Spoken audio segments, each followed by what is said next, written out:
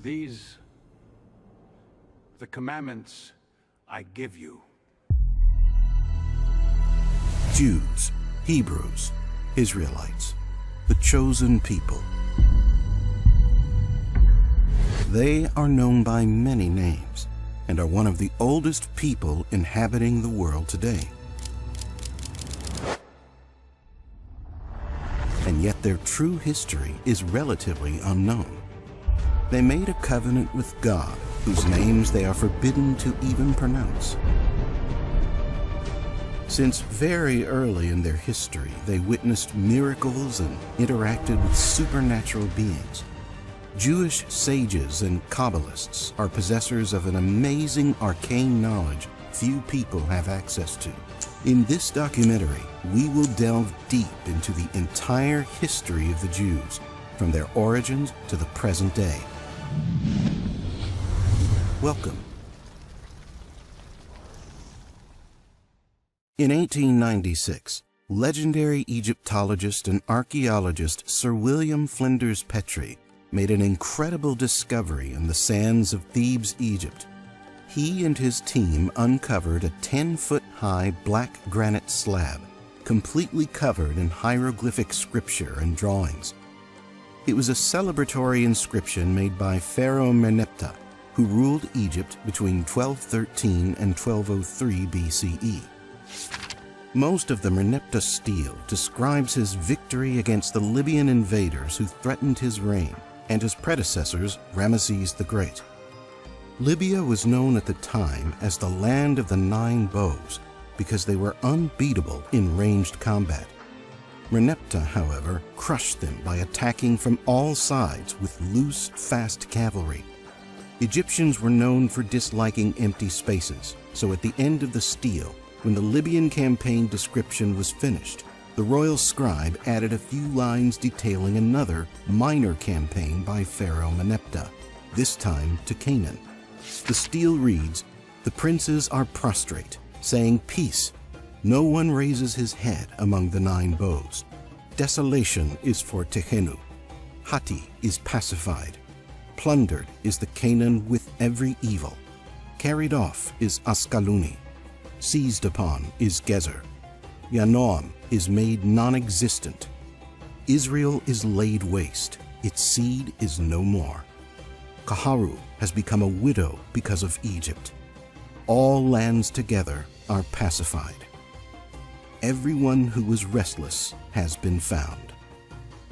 One name stands out among the others. This is in fact the first attestation of the name Israel. It is clear that they were well-established neighbors to Egypt, and even more, a palpable threat to their power. Otherwise, they would not even be named in such an important royal document. More interesting is the fact that the first known mention of the people of Israel describes precisely their defeat. The stele claims its seed is no more, implying that Egypt killed every last one of the Israeli men. And perhaps they thought they did, but somehow the people of Israel managed to survive and build an impressive heritage. As we will see throughout this video, this theme of destruction, survival, and resurrection will become common in Jewish history. Now, before we continue, we must address a common historical misconception. According to the biblical books of Genesis and Exodus, Israel's living in the Nile Delta were captured and enslaved by the Egyptian Pharaoh. The official story says that when Egyptian kings decided to build the pyramids, they used Israeli slaves, which they called Hebrews. Actually, the only thing that is real in such a story is the name, as Hebrew is in fact how the Egyptians called nomadic Israelites, to distinguish them from other Canaanites. The truth is, the pyramids were already there by the time Jews appeared in history, and Egyptians would never allow foreigners so close to all their most important secrets that were buried within the pyramids. During the time of Ramesses II, also known as Ramesses the Great, short before Pharaoh Merneptah published his now famous stele, a Hebrew magician by the name of Moses arrived in Egypt. The Bible claims that he was prompted to free the Hebrew slaves by the one true God, Yahweh, who presented himself in the form of a burning bush at the top of Mount Horeb. But the truth is much more interesting than that. As we have stated, there were no Hebrew slaves in Egypt. The only Hebrews that lived in Egypt had established themselves in the northern delta area, a green, fertile zone where they cultivated their foods and traded with nomadic Canaanites and Libyans. Yahweh was a warrior god, a supernatural entity capable of enormous destruction and revenge, and he despised the polytheistic Egyptians. However, Israelites were not ready to fight against the mighty armies of Egypt at the height of their power, and those who lived in the delta preferred to worship the Egyptian gods and live at their leisure instead of surviving in the desert. This angered Yahweh. He then sent a single man, Moses, to assert the power of the one God, Yahweh, and asked the Egyptians to deport Hebrews to the desert. Moses and his brother Aaron appeared before the Pharaoh and asked him to free the Israelites. The Pharaoh then demanded that Moses perform a miracle as proof of his prowess as a magician. Aaron then throws down the staff of Moses to the ground, where it turns into a giant snake. This did not impress the Pharaoh, who instructed his court magicians to do exactly the same. Every Egyptian magician was easily able to summon a snake out of thin air, but then Moses' snake devoured the others. The Pharaoh considered this to be an insolence, and so he threw both Moses and Aaron out of his palace. Moses then goes back into the desert and relates what happened in Egypt to Yahweh, who then takes matters into his hands. He made Moses return to Egypt to ask the Pharaoh to free the Israelites. He did this 7 times, and after every time Pharaoh refused, Yahweh would release a new plague. Pharaoh's magicians, much more powerful than Moses, were easily able to counter the first plagues, turning the Nile to blood and producing a plague of frogs. The third plague, an invasion of gnats or mosquitoes, was not so easy to offset, and Moses told the Pharaoh that the only way to remove the plagues was for Hebrews to worship Yahweh. Pharaoh then instructed the Hebrews in the Nile Delta to worship Moses' God in order to get rid of the other plagues: flies, death of livestock, boils, thunderstorms of hail and fire, and locusts. After the latter, finally, Ramesses the Great agreed to expel the Hebrews from Egypt, and they became followers of Moses, who led them to the desert east of the Nile. The 7 plagues of Egypt were not directed against the Egyptians themselves, but against the Hebrews that lived in Egypt. They were considered heathens because they abandoned their original faith only to live a prosperous, easy life in Egypt. This is proven by another story from the Bible, featuring the famous golden calf. When Moses went up to Mount Sinai to receive the 10 Commandments directly from God, Israels were left at the base of the mountain for 40 days and nights. They began losing faith, and even thought Moses had left them and would not come back, so they defied the rules of Yahweh, according to which it was forbidden to worship any image of a god. In fact, according to their religion, God cannot be looked at, depicted, or touched, and even his name cannot be said. Instead, Israelites refer to him as Elohim, the plural for gods, or Adonai, my Lord. But they can never utter the 4 letters that make Yahweh's name, known as the Tetragrammaton. At the base of Mount Sinai, Israelites gathered all their golden rings and earrings, melted them, and made Aaron build an image of a calf. The bull is a very common deity in Egypt, named Apis. Apis was a god of the underworld, but also of fertility. And since many Hebrews had lived in Egypt and were worried about finding food in the desert, it was only natural that they turned to Apis for help, offering him sacrifices and burnt offerings. At the same time, Moses was up on the mountain, speaking to God. He gave him 2 tablets made of stone, and in each of them engraved 5 commandments, 10 in total. These were the main laws every Hebrew needed to obey if they wanted to please Yahweh. But then Moses came down and saw the calf. He was furious, as the Hebrews had broken 2 of the commandments. Thou shalt have no other gods before me, and thou shalt not make unto thee any graven image. He burnt down the golden calf in a fire, ground it to powder, mixed it with water, and forced the Israelites to drink that. In the biblical text, it is said that not every Israelite adored the calf. Now, at this point, a couple of precisions about the origins of Israelites are needed. The traditional ancestor of all Israelites is the patriarch Jacob, the twin brother of Esau. Rebekah, their mother, was told by Yahweh that her 2 children would grow up and found a great nation, but that Esau would end up serving Jacob. Esau founded Edom, and Jacob changed his name to Israel after meeting a mysterious stranger, an ancient astronaut who seemed to know all the secrets of the land. This was not the only meeting with extraterrestrial beings Jacob had.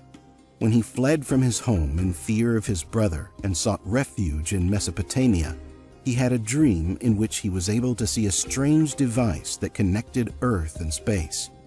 Not knowing a better word for this transportation machine, he called it a ladder, and he could see extraterrestrials, which he deemed angels, traveling between Earth and the skies. This is where he met Yahweh himself. Yahweh descended to earth to tell Jacob that he had made a covenant with his grandfather Abraham. He promised Jacob that his people would rule the land of Canaan, provided he had many children to occupy it. So Jacob had 13 children and established himself in Egypt with some of them, but others dispersed around the north of Africa and Asia. His children each formed an independent tribe or extended family. However, the biblical story names only 12 tribes of Israel, and there has been speculation as to what happened to the lost 13th tribe. We will return to this topic later. The Bible is full of stories about people whose lives were incredibly long, and suggestively, all of these people had encounters with extraterrestrial beings. Jacob died in Egypt at the age of 147. This happened 500 years before Moses came to rescue the Hebrews from Egypt. Now, going back to Mount Sinai and the golden calf, it is said that only one of the tribes, called the Levites because they descended from one of Jacob's sons named Levi, refused to worship the golden calf. They were thus spared by Moses, but he unleashed his wrath against the rest of the tribes, murdering between 3,000 and 23,000 Jews that same night. From that night on, and only because Israelites engaged in the religious rites they had known for centuries, their whole generation was banned from entering the Promised Land. Only after they were all dead, their children could finally establish themselves in Canaan, the land of honey and milk. Also, from that point onwards, only members from the tribe of Levi could be considered Jewish priests. Now, who was this vengeful, incredibly cruel, and destructive God, Yahweh? Thanks to the work of historians, theologians, and archaeologists, we have come to learn a lot about religions in the ancient Near East. There is one exception, however. His name is shrouded in mystery, as it does not belong to any spoken language at the time. For this reason, it is speculated that his name is not of terrestrial origin, and for that same reason, his followers are prohibited from uttering his name. Not only this, Yahweh never disclosed his name to Jacob or Abraham. They had passed centuries worshiping an unknown God before revealing the 4 Hebrew letters of his name to Moses. The origins of the cult of Yahweh are much more transparent. The most widely accepted theory suggests that Yahweh originated as a minor deity in southern Canaan. Canaanites worshipped a plethora of minor deities, including Yahweh, Asherah, the mother goddess, and Baal, who also appears in the Bible as a challenger to Yahweh's supremacy in Israel. In early Canaanite mythology, Yahweh and Baal were merely 2 of the 70 children of their main god, El. Canaanites passed their worship of Yahweh, among others, to some nomadic tribes known as Shasu, who then dispersed this worship throughout the ancient world, including Egypt. The first historical document mentioning the god Yahweh is an inscription dating to the rule of Egyptian Pharaoh Amenhotep III, a contemporary of Moses. At one point, the inscription talks about the Shasu of Yehu, and early scholars assume that Yehu was the place of origin of the Shasu, but this is not likely due to the nomadic nature of the Shasu, who were constantly moving between northern Africa, the Arabian Peninsula, and Canaan. But Yahweh was not the typical Canaanite agricultural or weather god. He was a divine warrior. He was ambitious and did not stop until he was revered as the only god in the pantheon. The first step was to take the place of the foremost god in the Canaanite pantheon, El. El was known in Canaan as the creator of heavenly armies, much like the ones Jacob had seen in the sky. As we have already seen, one of the authorized names of Yahweh, Elohim, begins with the name of the god El. In the Bible, there are several mentions of conflict between Yahweh and other Canaanite gods, but not El, suggesting that at some point in time they fused together or Yahweh took his place. Thanks to Eric von Daniken's books, we are all familiar with the Anunnaki, an alien race of beings with incredible strength and superhuman size, who were considered gods in the ancient Sumerian pantheon. They landed in Mesopotamia thousands of years before the times of Abraham and Jacob. But remember that Jacob had his encounters with Yahweh when he was living in Mesopotamia. This implies that there might be a connection between the Anunnaki and Yahweh, just like there's a connection between them and the Egyptian gods like Thoth, the real builder of the Great Pyramids. Yahweh even makes references to fallen angels in the Bible, which are the giants known as Nephilim. The Bible is a source of information not only about the nature of Yahweh, but about how the original Jews lived. As we have seen, not every story from the Bible is based on concrete facts, but they all have a grain of truth. Let's take, for example, a passage from the book of Ezekiel, one of the major prophetic books of the Christian Bible and the Hebrew Bible, known as the Tanakh.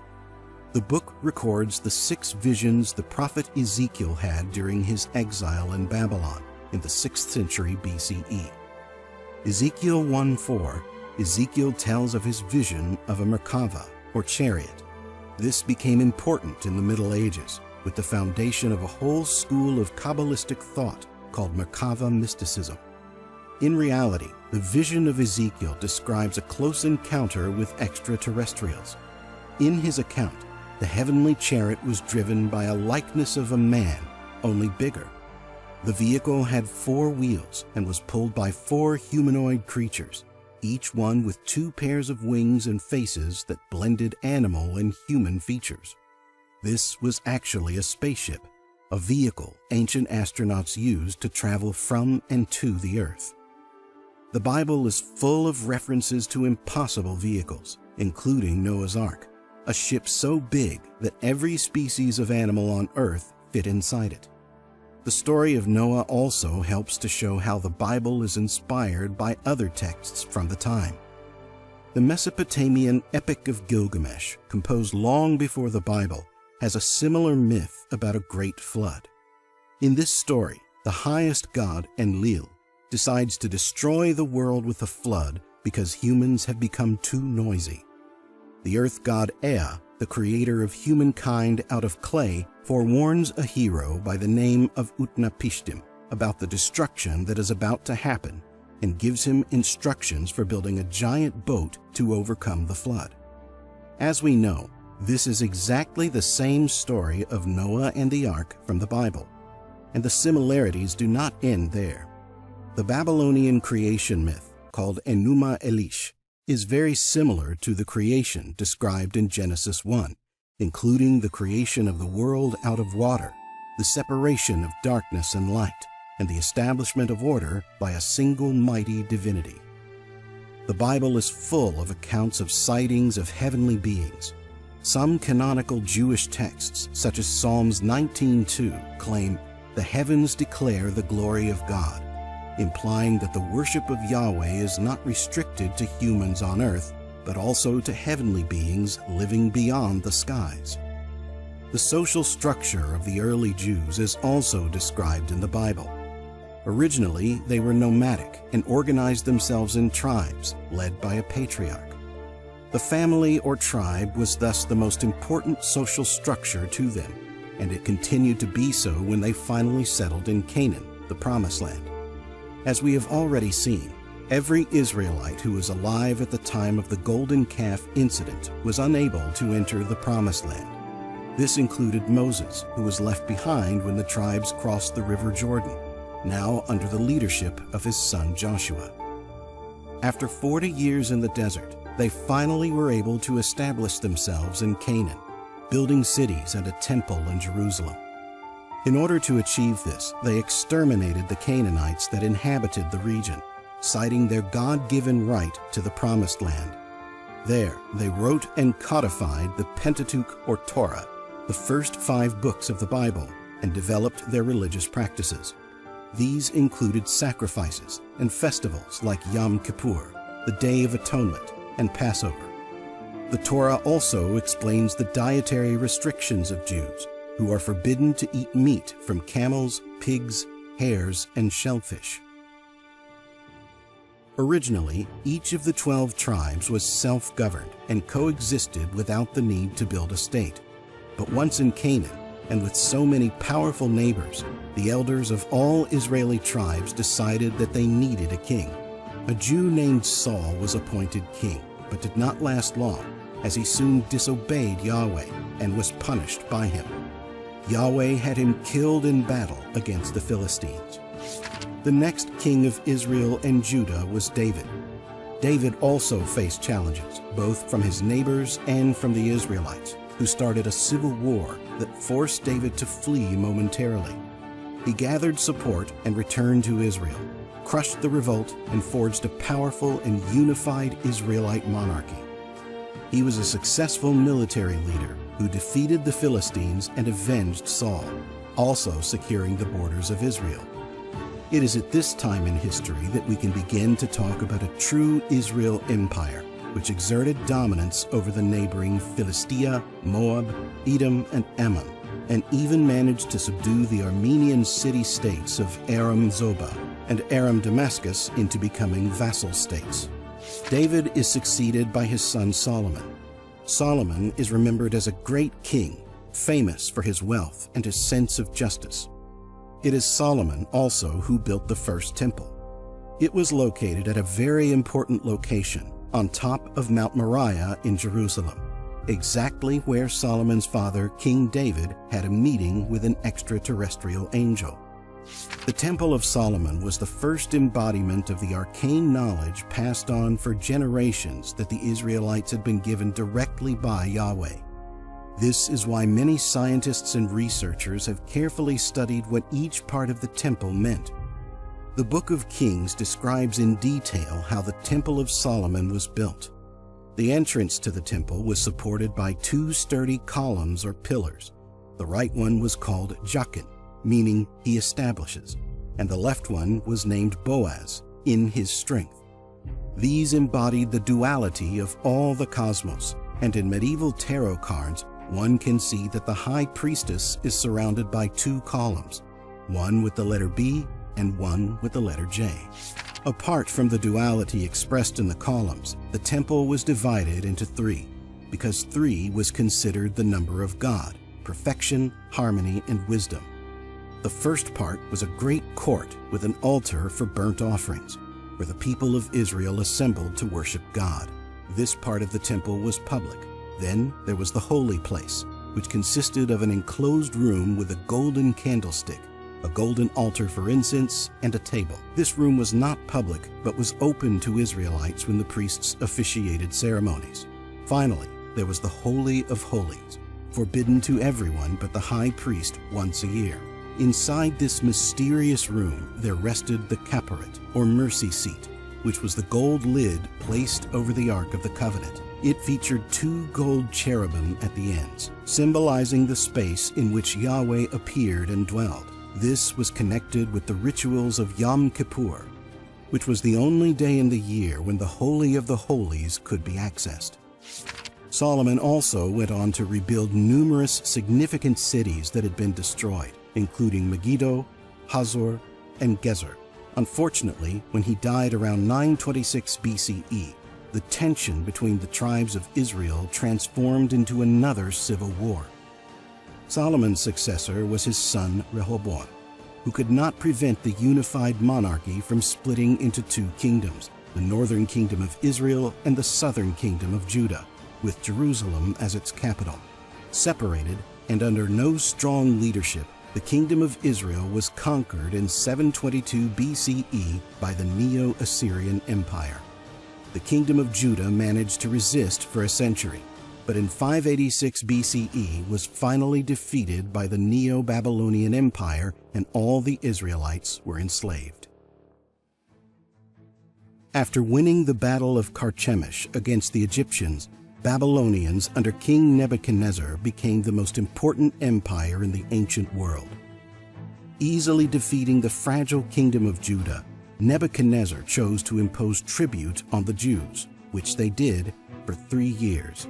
After that, the Israelites revolted against Babylonia in what came to be known as the Jewish-Babylonian War, which lasted from 601 to 586 BCE. During this time, Jerusalem was sieged at least 2 times, and finally the Babylonian army entered the city, enslaved the population, and destroyed Solomon's temple. Nebuchadnezzar II destroyed Jerusalem in his 18th year of reign, or 587 BCE. 5 years later, the king deported all the Jews to Babylonia's capital city. There, the Jews remained until 539 BCE, when the Neo-Babylonian Empire fell to the Achaemenid Empire. The Persian Achaemenids allowed Jews to return to Judah, and 2 years later they began constructing the Second Temple. Most of the exiled Jews did not return to Jerusalem. Many settled in what is now northern Israel, Lebanon, and Syria. The period of captivity in Babylonia was important to Jewish history because many of the canonical texts of the Jewish religion were written at this time, including most of the prophets' books like Ezekiel's. Jeremiah also wrote about the exile, and so other important books like Daniel's Susanna, Bel and the Dragon, the story of the 3 youths, and the books of Tobit and Judith were written during the exile. Finally, the definitive redaction of the Pentateuch was done in the Persian period after the exile. The Book of Lamentations is dedicated entirely to the Babylonian captivity. Also importantly, it was during this period that the Hebrew alphabet was adopted and the Torah was redacted. As there was no central temple in which to gather, private practices based on the Torah became common, and many of the sacred rites of modern Judaism started during the exile in Babylon. In fact, it can be claimed that this is precisely when the Jewish religion started. One of the main religious consequences of exile was that Jews no longer organized themselves according to tribes, but by smaller family groups that followed Jewish leaders, be it scribes, sages, or the prophets themselves. For this reason, when Babylonian fell and was conquered by the Persian Empire in 540 BCE, many Jews did not leave immediately back to Judah, but chose to follow their prophets. According to the Holy Scriptures, only those Jews adherent to the teachings of Ezra and Nehemiah followed them back to Judah and resumed their traditional practices. The rest chose to either stay in Babylonia or establish themselves elsewhere in the Persian Empire. Those Jews who returned to Judah, or Zion as they began to call the Promised Land, immediately began reconstructing the temple. This is why, regardless of where Jews were established in the post-exilic times, this period is known to historians as the Second Temple period. It lasted approximately 600 years between 516 BCE and 70 AD, during which time the Second Temple stood in the city of Jerusalem before it was destroyed by the Romans. This was a highly conflictive period in which the Kingdom of Judah enjoyed certain freedom only to be later annexed to the Hellenistic Empire, the Ptolemaic Kingdom, the Seleucid Empire, and Rome. Soon after the conquest, Persian King Cyrus the Great issued a law known as the Edict of Cyrus, in which he encouraged exiles of different origins to return to their homelands. The edict also stipulated that the Jerusalem area would be made an autonomous province within the Achaemenid Empire, but governed by the Jews. Those Jews who returned to their homeland were even offered help rebuilding the temple, which they did not reject. The Persian era laid the foundations for the unified Judaic religion and the beginning of a scriptural canon. The final Torah, which had been redacted during the exile, was finished during the Persian period. It was the prophet Ezra who had a pivotal role in its promulgation. At first, then, Jerusalem was constructed, and while the temple was finished, it did not have the same significance and importance as it did in the times of Solomon. In 332 BCE, the Persian Empire was conquered by the Macedonian armies of Alexander the Great. Alexander did not stay long in any of his possessions, but continued conquering lands until he reached the Indus River. After turning back, he died in Babylon under mysterious circumstances at the age of 32. After his death, his generals divided the empire among themselves, and Judea became a frontier region between the Seleucid Empire and Ptolemaic Egypt. Judea was considered a vassal state to the Ptolemies, and the governance of the region was left to the hereditary office of the High Priest of Israel. This period of relative peace between 301 and 219 BCE saw the rise of Hellenistic Judaism, a syncretism that had started among the Jewish diaspora at Alexandria and later spread to Judea and Antioch. During this period, the Hebrew Bible was translated from Hebrew and Aramaic to Koine Greek. This helped disseminate the traditions of Judaism among Jews from Alexandria and other parts of the Hellenistic kingdoms who had lost the ability to speak Hebrew or Aramaic. The importance of Jewish religious leaders also grew during this period.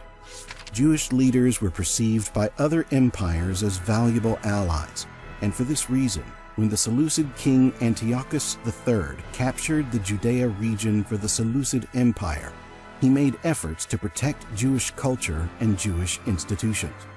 However, this was not the case with the Roman Empire, who considered Jews just an ignorant people who worshipped only one god. After Pompey's conquest of Judea in 63 BCE, he let the local leader Hyrcanus II keep his role. However, in practice, he did not have any power, and the whole region was governed by a Roman official named Antipater. When Julius Caesar's civil war broke out back in Rome, he attempted to install one of his own men on the throne of Judea. However, Pompey, the conqueror of Judea, poisoned his candidate and beheaded his son, keeping the throne of Judea for himself and his sons Phasael and Herod. Herod was appointed king of the Jews by the Senate of Rome in the year 37 BCE. His rule was known for its cruelty and tyranny. Herod's rule was despotic, and he sought to suppress any manifestation of discontent by the population, especially Jews. His secret police was infamous for monitoring and reporting the feelings of the inhabitants directly to him. Protests were viciously punished, and his opponents were frequently killed. According to Flavius Josephus, a Jewish historian, Herod had a bodyguard of 2,000 soldiers. One of the most infamous facts of his reign was the so-called Massacre of the Innocents, which is told in the Gospel of Matthew. According to Matthew, Herod ordered the execution of all male children who were 2 years old and under in or near Bethlehem. This story has not been confirmed by other sources, especially by Flavius Josephus, prompting current scholars to doubt its truth. It was precisely in the Roman province of Judea that the most well-known Jew of all time was born. Jesus of Nazareth, later known as Jesus Christ, was a young carpenter and magician native to Galilee who achieved the status of a god thanks to his deeds and miracles. Magi or magus was a Persian term that can be translated as wise man. Since Persian times, a number of these magi began traveling the world, teaching their wisdom to those who would listen, and practicing miracles that would get the people's attention. Some magi had a more numerous following than others, and in this sense, Jesus did not achieve a particularly large following. We already know what the Catholic Church says about Jesus, that he was the Son of God, sent by God himself to save humanity. Romans feared a revolt against the empire, so they crucified him, but 3 days later after dying, he was reborn and ascended to the heavens to reunite with his Father. After the discovery and later translation of the Nag Hammadi Gnostic texts, we know that this simplistic fairy tale is only partially true. In fact, in a letter written by Clement of Alexandria, the father of the Church explains that the wisdom of Jesus was much more than he taught his disciples.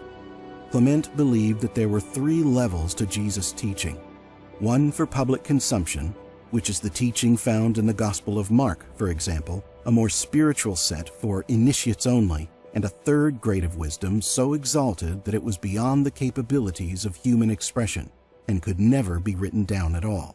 This last level was strictly reserved for the highest graduates and passed on orally.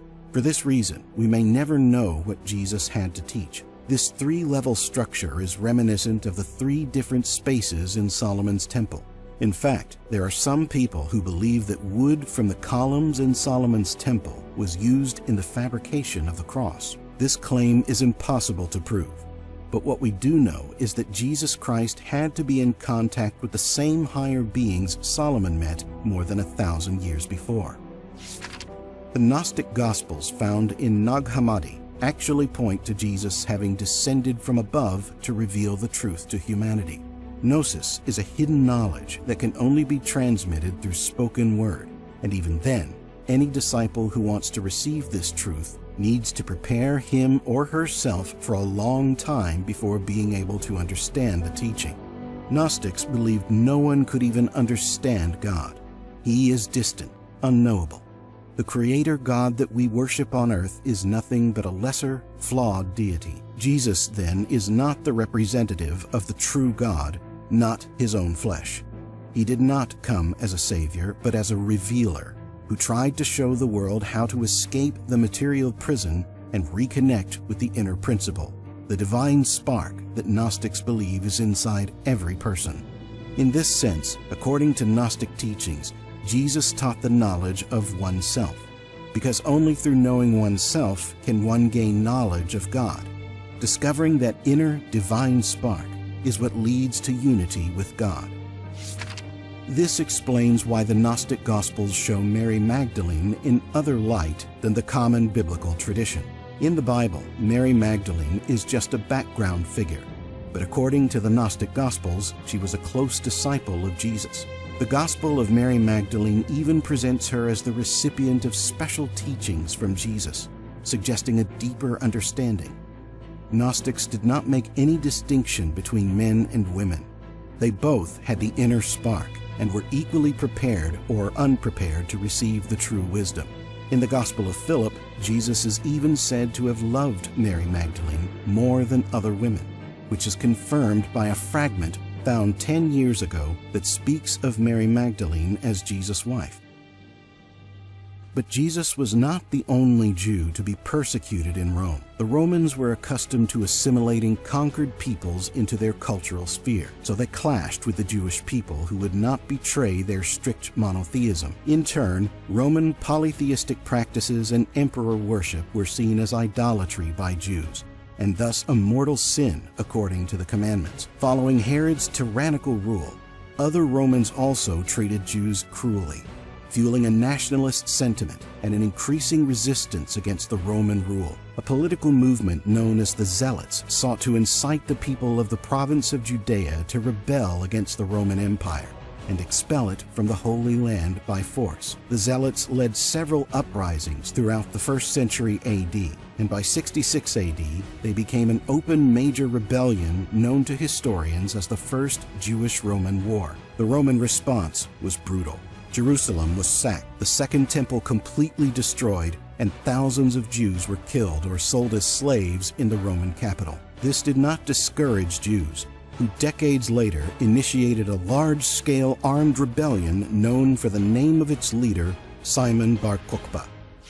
Following the revolts, the Jewish population in Judea dwindled, with many fleeing or being sold into slavery. This further dispersed the Jewish diaspora throughout the empire. Restrictions on religious practices and discriminatory laws became more common. One of the consequences of these revolts was the emergence of Rabbinic Judaism, which became the unifying force for all the Jewish communities dispersed throughout the Roman Empire. Rabbis were responsible for preserving Jewish law and traditions, even when they needed to do so secretly. This gave Jews a sense of identity in the face of Roman dominion.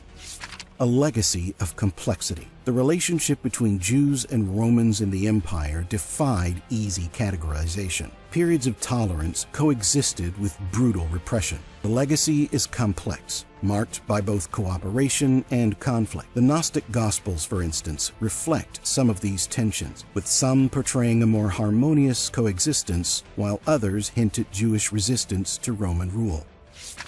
Paradoxically, the reign of Nero was not negative for Jews. Like his uncle Caligula, Emperor Nero had a reputation for madness and cruelty. Yet an interesting and overlooked aspect of his reign was the relationship between Nero and the Jews. In 62 AD, Nero married a young aristocratic woman named Poppaea Sabina. The ancient sources claim that it was Poppaea who killed Nero's ex-wife, Octavia, and his tutor, the philosopher Seneca. Apparently, she did not dislike Jews and intervened on 2 separate occasions to prevent her husband from taking action against the Jews. This meant that as long as Nero was emperor, Jews were relatively free and protected. The same Nero was responsible for the Great Fire of Rome in 64 AD. The Middle Ages are frequently depicted as the Dark Ages, where nothing culturally significant happened and the relationship between people and states was governed by violence. But this is far from the truth, as most modern philosophic currents started during the Middle Ages. Universities started appearing in Europe in the 12th and 13th centuries, and translations of ancient texts were attempted not only in Europe, but in the Muslim world too. The Middle Ages was the time when Kabbalistic knowledge was developed.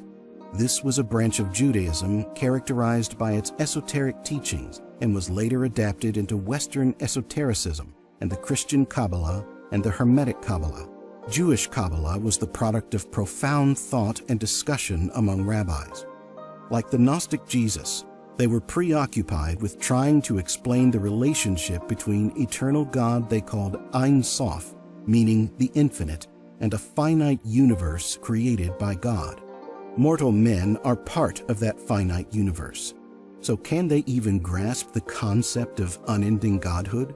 One of the most important pieces of scholarship created during this period is the Zohar, first published by Moses de Leon in the 13th century. Moses de Leon claimed it was a work recording the teachings of Simeon ben Yochai, a Jewish sage who lived in the 1st century AD. But modern scholars think it was de Leon who wrote the book himself. The Zohar contains discussions of the nature of God, the origin and structure of the universe, the nature of souls, redemption, and the metaphors relating man to darkness and the true self to the light of God. It should be noted that this light of God is very similar to the inner spark that was mentioned in the Gnostic Gospels that discuss the teachings of Christ. And like the Gnostic Gospels, a careful reading of the Zohar offers insight into the relationships between Jewish sages and the higher extraterrestrial powers. A 20th century Kabbalist rabbi and physicist named Aryeh Kaplan published a critical version of the Torah and a number of commentaries on Kabbalistic texts, including the Zohar. After studying this text for several years, he concluded that they contained evidence of the existence of extraterrestrial life. Kabbalistic texts clearly state that there are 7 Earths. Until Kaplan's studies, it was thought that this number corresponded to the 7 continents. But as Kaplan recalls, the Zohar explains that each of these 7 Earths are separated by a firmament. It also states that each of them is inhabited by intelligent creatures, not men, but other beings who understand the existence of God. Some of this secret wisdom is contained in the so-called Tree of Life. The Kabbalistic Tree of Life is an arcane diagram containing 10 spheres called sephiroths. Each of the Sephiroth has a specific name and certain characteristics, and they are connected by 22 different paths. In the traditional Kabbalistic diagrams, the Tree of Life is supported by a black column and a white column, symbolizing Jachin and Boaz from the Temple of Solomon.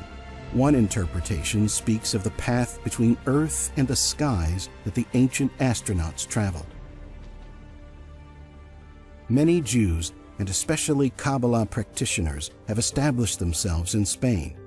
But the Catholic monarchs, Isabella and Ferdinand, were intent on achieving a culturally homogeneous kingdom. In March 1492, they published the Alhambra Decree, which forced Jews to either convert to Christianity or march into exile. It was not the first measure against Jews.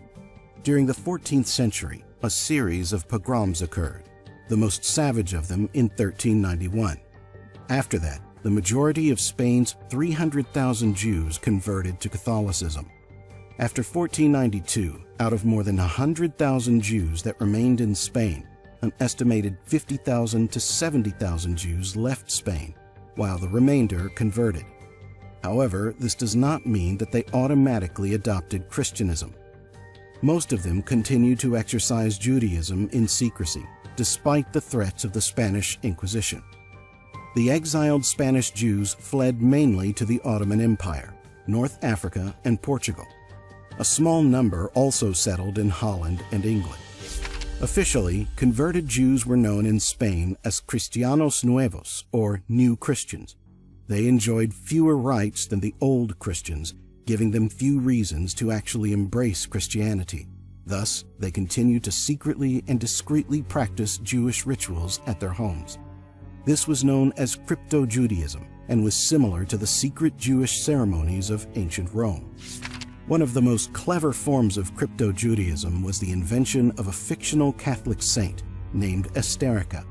Saint Esterica was no other than Jewish Queen Esther, and her festivities coincided with the Feast of Purim. Crypto-Jews persisted in later periods in Russia and Eastern European countries influenced by the Soviet Union after the rise of communism, with the Russian Revolution of 1917. The communist government, which included secular communist Jews, did not force Jews to convert to the Russian Orthodox Church, but considered the practice of any religion as undesirable. Some faiths were allowed to continue under strict supervision by the regime. Other crypto-Jews from Portugal, known as the Belmont Jews, maintained strong secret traditions since the 12th century. Their crypto-Judaism was so secretive that it was able to survive for centuries by maintaining a tradition of endogamous marriage and hiding all external signs of their faith. They and their practices were only discovered in the 20th century. One of the most important figures of Judaism in this period was Maimonides, a powerful rabbi and commentator of the Talmud. He was an influential leader of the Jewish community in the Iberian Peninsula. Maimonides suggested the Jews of Spain not to seek martyrdom but to abandon Judaism publicly while maintaining it secretly. But he also prompted them not to convert to Christianity and instead adopt Islam as their public religion. He argued that crypto-Judaism was heroic and did not mean they were betraying their own religion and God. For this and other actions, he became known as a rationalist, but his views on crypto-Judaism legitimized it among the accepted practices of Jews. This probably saved thousands of Jewish lives, as the Spanish Inquisition was an extended institution during these centuries. Jewish populations have existed in Europe, especially in the area of the former Roman Empire, from very early in history. During the Middle Ages and the early modern era, however, they suffered persecution in different countries, especially in Eastern Europe, but also in France. Early medieval society was tolerant, but that slowly changed with the centuries. As the church and the feudal system became fully organized, there was a division of society into three different estates: clergy, knights, and serfs. But as non-Christians, Jews did not take part in that organization, leaving them with other occupations, primarily commerce and artisanship. They were also protected by kings, princes, and bishops because they provided crucial services such as finance, administration, and medicine. However, states also applied excessive taxes to all professions mainly run by Jews. Kings frequently kept Talmudic rabbis in their courts for consultations. Competition with Christian priests, especially members of the Franciscan and Dominican orders, rose in the 14th and 15th centuries. It was during this time that Christians started depicting Jews as having killed Christ. It was also during this period that persecution of Jews and deportations became generalized. After 1300, Jews suffered more discrimination and persecution in Christian Europe. Europe's Jews were mainly urban and literate, while Christians regarded them as deniers of the truth, as they only read Jewish scriptures. The church also forbade Christians from loaning money for interest, which Jews did all the time. This became another reason for despising the Jews in Christianity. As a result, the money trade of Western Europe became a specialty of the Jews. But in almost every instance when Jews acquired large amounts through banking transactions during their lives or upon their deaths, the king would take it over. Massacres of Jews became common in many European countries. This situation escalated especially during the Crusades, when the religious frenzy of the Christians was at its all-time high. During the so-called People's Crusade of 1096, flourishing Jewish communities on the Rhine and the Danube were completely destroyed. In the Second Crusade of 1147, the Jews in France were subject to frequent massacres. This was also repeated during the Shepherds' Crusades of 1251 and 1320. Jews were expelled from England in 1290, and a century later, in 1396, 100,000 Jews were expelled from France. Most of the displaced Jews established themselves in Poland, where they were welcomed and prospered freely. In some city-states in the north of Italy, like Venice, Jews were permitted to live within the city walls, but they were not allowed to leave their ghetto. This practice spread across the Kingdom of Italy, where Jews were appreciated as moneylenders and tradespeople, but despised in terms of religion and culture. In some cities, Jews who left their ghettos had to wear a yellow Star of David to identify them. Unwanted in most of Europe, Jews began migrating to North America following the Protestant cults. Protestants were also persecuted, sometimes even more fiercely than Jews. In France, for example, in 1572, Saint Bartholomew's massacre took place, in which 30,000 French Protestants known as Huguenots were targeted and killed in a single day.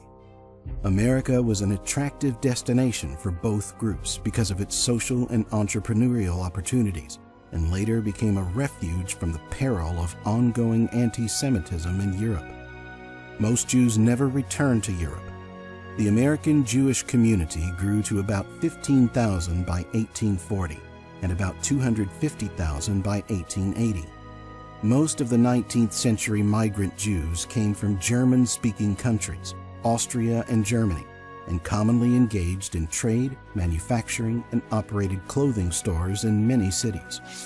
This number highly grew between 1880 and the start of World War I in 1914, as 2 million Yiddish-speaking Ashkenazi Jews immigrated from diaspora communities in Eastern Europe where life was untenable due to frequent pogroms. They came from Jewish diaspora communities in Russia, Poland, Lithuania, and the Russian-controlled portions of Poland.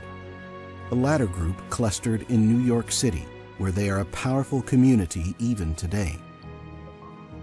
Zion is a name that appears in the Bible and refers either to the hill in Jerusalem where the first and second temples stood or to Jerusalem itself. As we have seen, some of the prophets have led a return to Zion after the Babylonian captivity. This idea was refloated during the 1870s and 1880s, mainly thanks to the centuries-long pressure for Jews to leave Europe. However, there had not been a Jewish state in the Middle East for millennia, and the area was occupied by other peoples. At first, they began discussing mass immigration to Ottoman Syria with the aim of re-establishing a Jewish state in Palestine and fulfilling the biblical prophecies contained in the Talmud. After the decree of Cyrus, the return to Zion became an important political claim for all Jews. They called the migration to Jerusalem Aliyah. Influential Jewish figures started discussing the possibility of enacting Aliyah. The Zionist movement was officially founded in 1884 at the Katowice Convention, and later the World Zionist Congress of 1897 was dominated by the figure of Theodor Herzl, the main activist who sought to establish a state for the Jews. Herzl and other Jews made use of their contacts in different places of power in Europe, mainly in England. After the First World War, it seemed that the conditions that made it possible for the Jews to establish such a state had arrived. The United Kingdom had captured Palestine from the Ottoman Empire, and the Jews started to press the government to give them control of Palestine. In this context, Arthur James Balfour, the British Foreign Secretary, issued the declaration in the form of a letter to Lionel Walter Rothschild, a prominent leader of the British Jewish community and a Zionist. In this letter, dated 1917, Balfour expressed British government support for the establishment of a national home for the Jewish people in Palestine. In 1920, the British Mandate of Palestine was established, and the pro-Jewish Herbert Samuel was appointed High Commissioner of Palestine. In the following years, several large Jewish immigration waves to Palestine occurred. The Arab co-inhabitants of Palestine were hostile to increasing Jewish immigration, however, and as a result, they began to express their opposition to the establishment of Jewish settlements, and they also began to express their opposition to the pro-Jewish policy of the British government in violent ways. After the 1920 Arab riots and the 1921 Jaffa riots, the Jewish leadership in Palestine believed that the British had no desire to confront local Arab gangs and punish them for their attacks on Palestinian Jews. English officials simply decided they did not have any responsibilities in this conflict between the two foreign groups. 600,000 Muslims lived in Palestine in 1922, as well as 94,000 Jews. Major riots occurred during 1929 and later in the 1936 to 1939 Arab Revolt in Palestine. The United Kingdom, seeing this increase in violence, now began to lean towards a binational solution, supporting the establishment of both an Arab state and a Jewish state. However, in 1939, the Jews had other, more pressing preoccupations. In 1939, Nazi Germany invaded Poland, prompting a declaration of war from France and Great Britain. Hitler's dreams included a racially homogeneous Germany. This meant expelling all the Jews in Germany, but he did not want them to take their possessions. Instead, an increasingly discriminatory legislation was passed, allowing the German state to dispossess the Jews. This garnered billions of German marks, allowing the rearmament of the country. The Nazis developed their ideology based on racism and the pursuit of what they called living space. Since Hitler was inaugurated in 1933, the regime passed anti-Jewish laws, encouraged harassment, and even orchestrated a nationwide pogrom in November 1938 known as the Night of Broken Glass. After Germany invaded Poland in September 1939, occupation authorities began to establish ghettos to segregate Jews.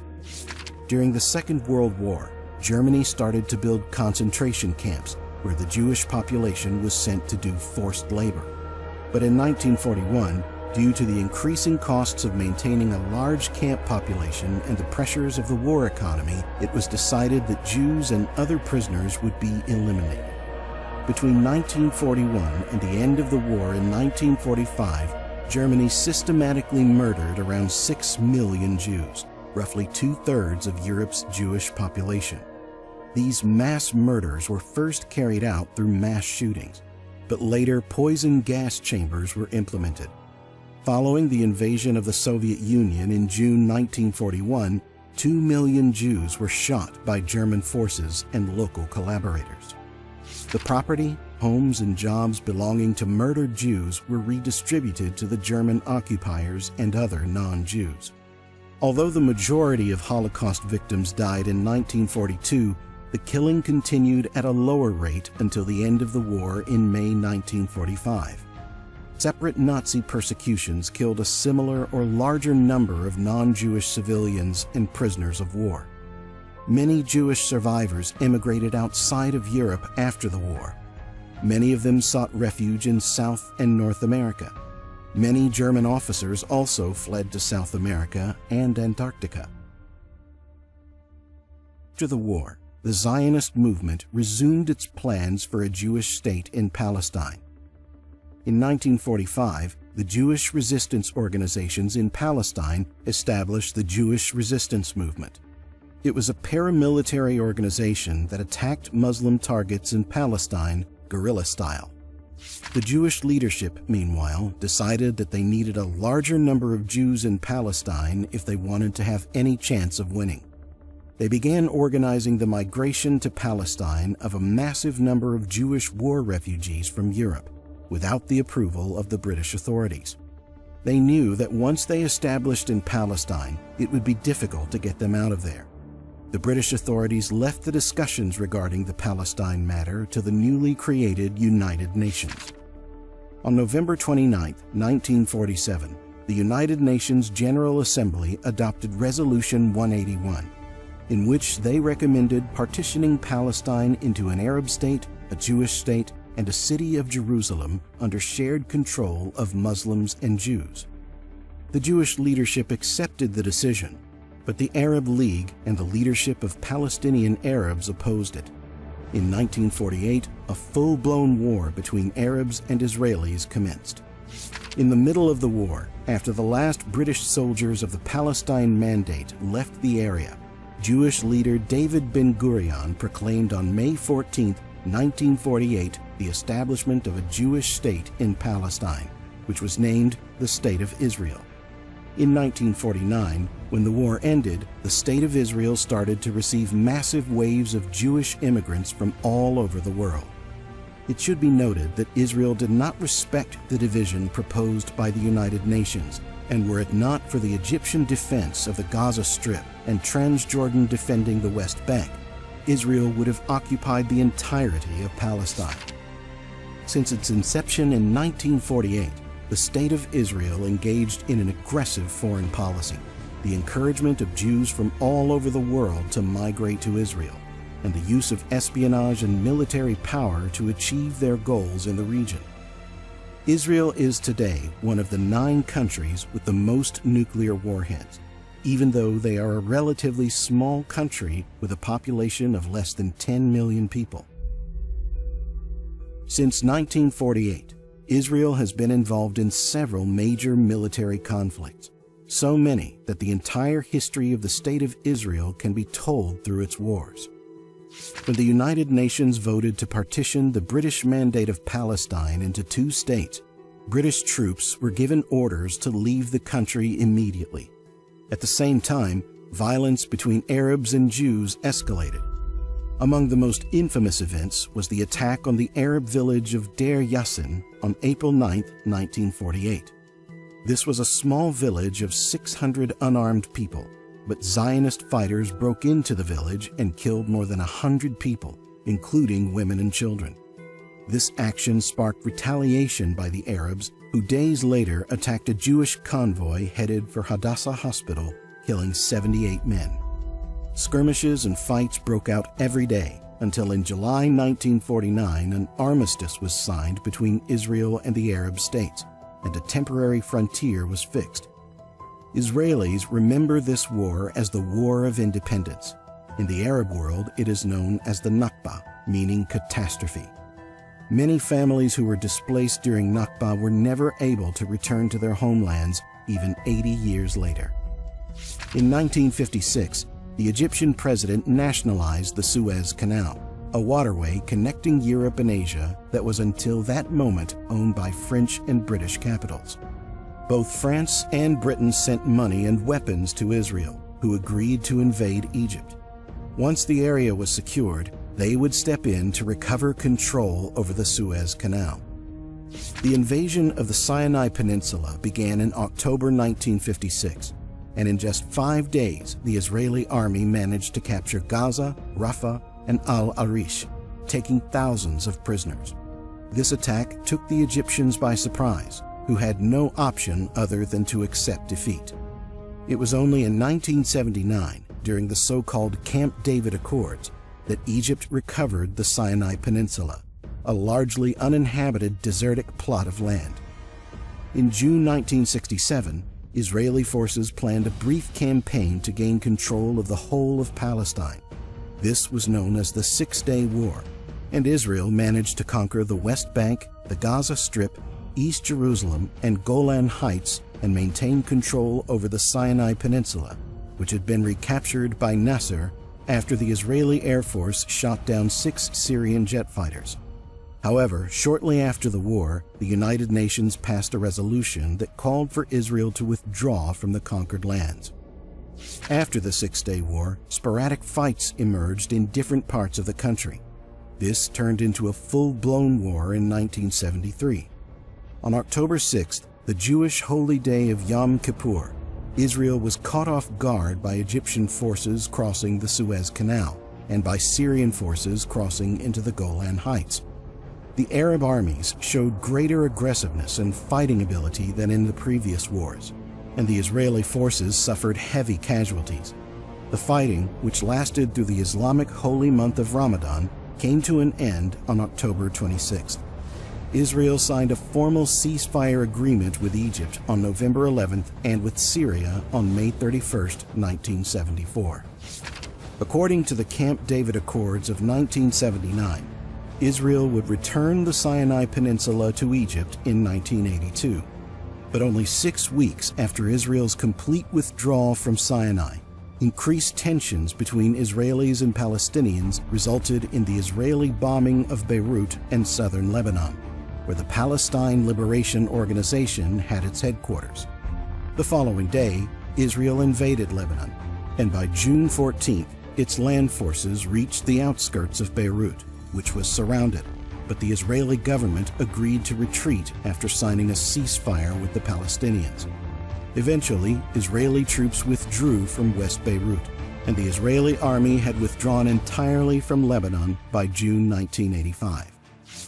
20 years later, in 2006, the Palestinian nationalist organization known as Hezbollah launched an operation against Israel to pressure the country into releasing Lebanese prisoners, killing a number of Israeli soldiers in the process and capturing 2. Israel launched an offensive into southern Lebanon to recover the captured soldiers. The war lasted only a month, but left more than 1,000 Lebanese dead and about 1 million others displaced. Hezbollah's ability to fight the Israel Defense Forces to a standstill won its praise throughout much of the Arab world. The last conflict in which the Jews are involved, and which is still ongoing today, is the ethnic cleansing of Gaza and Rafah. On October 7, 2023, a Palestinian nationalist group known as Hamas launched a surprise attack from the Gaza Strip into the land controlled by Israel, killing around 1,000 people and taking several prisoners. Israel retaliated with full force, starting a humanitarian crisis that is getting worse every day. So far, more than 30,000 Palestinians have been killed in the Israeli attacks, including over 12,300 children and 8,400 women. Accusations of war crimes against Israel were made after Israelis cut access to water, power, and internet in the Gaza Strip, and because of the extremely large numbers of civilian casualties. Israel is even reported to deny entrance to Gaza to humanitarian aid vehicles. With such a rich history spanning several millennia, it would be almost impossible to include every important detail and fact in just one video.